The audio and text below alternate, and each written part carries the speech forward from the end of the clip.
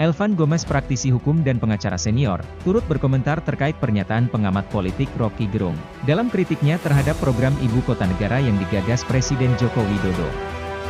Saat ditemui Detik Fakta TV di Cafe Bintang Jalan Salemba, Jakarta Pusat Rabu malam, 2 Agustus 2023, Elvan Gomez menjelaskan bahwa yang bisa memenjarakan RG adalah Joko Widodo.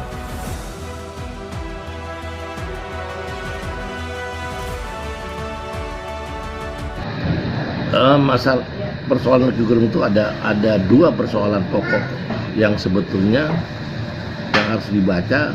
Kenapa Gerung itu tidak masuk dalam ranah penyidikan laporan dari orang-orang yang merasa tersinggung dengan ucapan Gerung. Yang pertama, yang Gerung ucapan tadi, penghinaan presiden itu sudah dihapus oleh MK.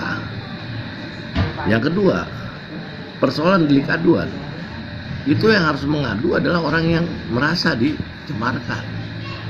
Nah, dua unsur ini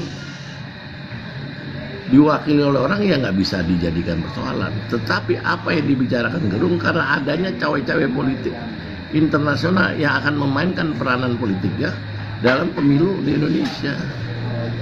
Karena apa? Karena dengan ada isunya perubahan, ketakutan oligarki internasional yang sudah senang di Indonesia, ketakutan oligarki yang Indonesia yang sudah nyaman dengan kehidupan yang ada. Dengan adanya perubahan tadi, itu ada membalikan posisi menjadi nol lagi. Ini peristiwa ini sebenarnya pengulangan peristiwa kemerdekaan 1745. Bagaimana Amerika Laksamana MacArthur dan Meda mengatur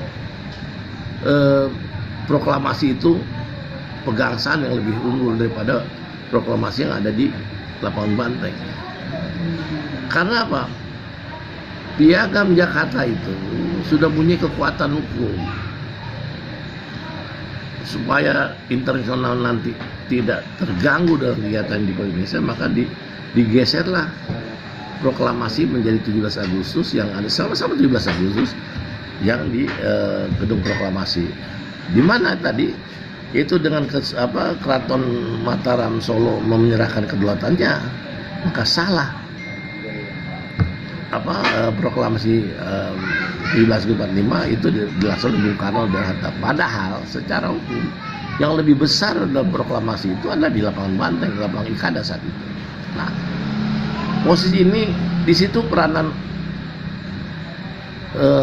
kekuatan oligarki dunia itu udah mulai bermain di Indonesia. Kenapa?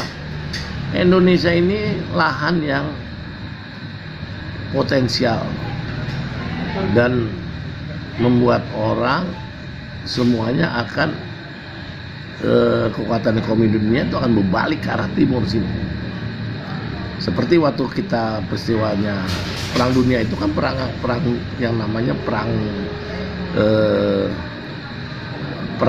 ekonomi. Nah, sekarang ini kondisi ekonomi dunia juga parah.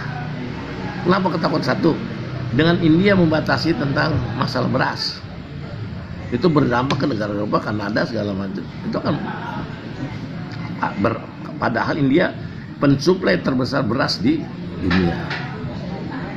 Nah, itu mengganggu stabilitas dia. Kedua, persoalan iklim. Iklim itu juga mengganggu ekonomi Cina, ekonomi Eropa. Makanya kenapa terjadinya tuntutan internasional terhadap masalah nikel Indonesia, dan Indonesia dikalahkan.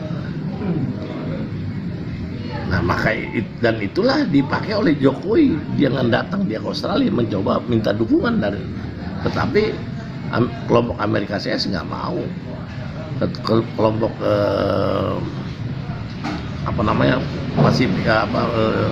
dia juga datang ke Cina.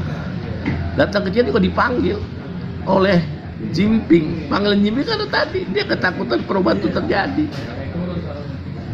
Nah, ini momennya Gerung mengerti betul. Sebenarnya yang dijatuhkan Gerung itu sama juga proklamasi itu. Proklamasi. Nah, Pak Gomez melihat ini dari kacamata hukum apa yang disampaikan sama Rocky Gerung ini apa masuk dalam kategori penghinaan atau mengkritik atau seperti apa, Pak? Bukan. Kalau saya melihatnya itu bukannya persoalan penghinaan seorang. Itu proklamasi. Gerung udah siap menerima resikonya. Karena apa? Martir untuk menjadi kekuatan amuk massa ada dua di Indonesia. Yang diciptakan oleh umat Islam. Satu Gerung, kedua Anies. Kalau ditangkap Gerung, gerakan tuh. Baik. Jadi itu kan dianggap tarik Gerung. Makanya kenapa pihak polisi juga nggak akan melakukan penangkapan terhadap Gerung. Baik, dengan peristiwa itu apa yang mau Pak Gomez tekankan? Saya tekankan bahwa sebetulnya gerakan politik perubahan ini sudah nyata dan sudah kelihatan. Segeralah Jokowi menyelesaikan persoalannya, biarkan masyarakat dan bangsa Indonesia menentukan sikapnya perubahan ini. Jangan diganggu perubahan itu kalau kita mau cinta bangsa Indonesia. Dan itu sudah dicontohkan oleh Pak Harto. Dia lengser dengan ikhlas menyerahkan, dan Jokowi harus melakukan itu. Lengser dengan ikhlas, suruh wakilnya untuk melaksanakan pemilu ke depan, itu akan menyelesaikan seperti bangsa, nggak akan berdarah. Sama juga 66 Bung Karno dengan awaksaranya. Jadi semua itu oleh para negarawan bangsa Indonesia sudah dicontohkan. Bagaimana Bung Karno turun dengan awaksaranya. Padahal kalau Bung Karno juga Pak Harto turun dengan lengser ke Prabonnya di. Nah, ini harus Jokowi menjadi contoh. Dan itu juga akan menyelamatkan Jokowi dan keluarganya bahwa dia sebagai seorang negarawan. Oke, sip.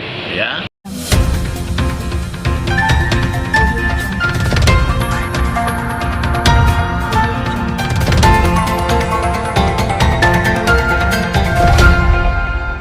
Audio Jungle.